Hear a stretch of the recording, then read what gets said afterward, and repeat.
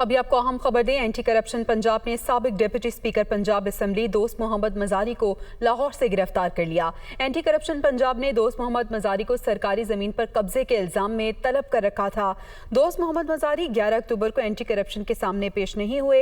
AC रुझान की report के मुताबिक दोस्त मजारी ने हजारों एकड़ अराजी पर कब्जा कर रखा है। इसी पे बात कर लेते हैं, हमारे साथ मौजूद हैं हसन रजा। हसन, बताइएगा इस खबर से मुतालिक। बिल्कुल, साबिक डिप्टी स्पीकर दोस्त मोहम्मद मजारी को निजी हाउसिंग सोसाइटी के अस्पताल से गिरफ्तार किया। दोस्त मजारी अस्पताल में डॉक्टर को चेकिंग करवाने के लिए गए थे और इनको जो है सरकारी जमीन पर कब्जा करने के इल्जाम में एंटी करप्शन पंजाब ने पहले तलब किया था और 11 अक्टूबर को एंटी करप्शन पंजाब ने इन समेत कुछ मुतअद्दिद अफसरान और अफराद को तलब किया था, लेकिन वो पेश ना हुए।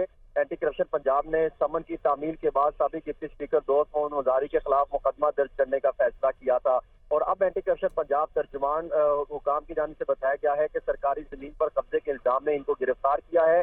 जाहिद मजारी, शेर मोहम्मद मजारी और मौजम मजारी को भी तलब किया हुआ था।